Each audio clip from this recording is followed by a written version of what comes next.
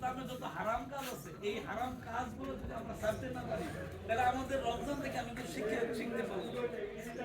তাহলে আমাদের সমস্ত হারাম কাজ থেকে আমাদের বাঁচতে হবে এবং রমজানের শিক্ষা হলো হারাম কাজ ছেড়ে দিতে হবে, হালাল কাজ করতে হবে। মানে হালাল যেটা এটা ধরতে হবে, আল্লাহ এবং রসুলের তরিকা অনুযায়ী জীবন পরিচালনা করতে হবে।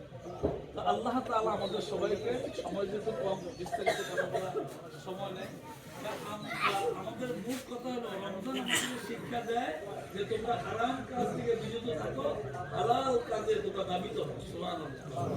তাহলে এই রমজানটা পাওয়ার পরে যদি আমরা শিক্ষাটাই গ্রহণ করতে না পারলাম তাহলে আমাদের বলেন আখিরাতে আমরা আল্লাহর কাছে কি জবাব দিব? আখিরাতে আমরা কি দিয়ে জবাব আল্লাহর কাছে? এই জন্য আল্লাহ এবং রাসূলের কথা অনুযায়ী আমরা আখিরাতকে এই রমজানও কিন্তু অসংখ্য মানুষ মারা গেছে, কাজ করা গেছে, সোনার মসজিদের বাইক দিয়ে গেছে, আমি বাড়ি থেকে শুনি এইভাবে রমজানও কিন্তু অনেক মানুষ বিদায় হয়ে গেছে। তাইলে আমরা এই রমজান থেকে শিক্ষা গ্রহণ করতে হবে আখিরাতে, যে আমি চলে যাবো একদিন, আমি যে চলে যাব, এই চলে যাওয়ার আগে হালাল এবং হারাম এটা পার্থক্য করা লাগবে। এটা কিন্তু এই ওয়াজ কিন্তু মুসলমানদের জন্য, এই ওয়াজ কিন্তু ভিন্ন ধর্মের মানুষের জন্য। এবং নবী করিম সাল্লাল্লাহু আলাইহি সাল্লাম এই রমজান মাসে এই কথাগুলো বেশি বেশি বলছেন। আল্লাহ কোরআনে বলছেন, নবী সুন্নাহ হাদিসে বলছেন। তাইলে আমি রমজান পাওয়ার পর যদি আমার জীবন পরিবর্তন আমি না করতে পারলাম, এই জন্য আসুন মাহে রমজান পাওয়ার পর জীবন পরিবর্তন চেষ্টা করি। আমিন। যদি এখানে এসে কোরআন পড়ে, এখানে এসে আল্লাহ এবং রসুলের কোরআন এবং হাদিসের বাণীগুলো শুনে, তাইলে আমাদের সন্তানগুলোর জীবন পরিবর্তন হবে। এর দ্বারা কি হবে?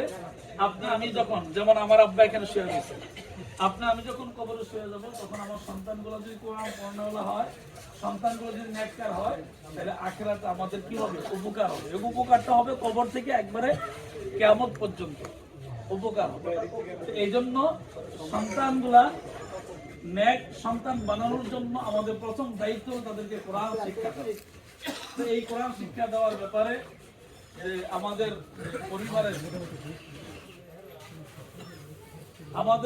পরিবারের যারা আছে, আমরা 6 ভাই, আমরা যারা আছি সবাই মিলেমিশেই এই মাদ্রাসার খেদমতের কাজে নিয়োজিত আছি। সুতরাং যেহেতু আমরা পরিবারের সকল বাইরেই এই মাদ্রাসার খেদমতের কাজে নিয়োজিত আছি, এই জন্য আপনারা সবাই মিলে আমাদেরকে সহযোগিতা করবেন। সহযোগিতা টাকা পয়সা বড় জিনিস না, সহযোগিতা হইল সন্তান দিয়ে।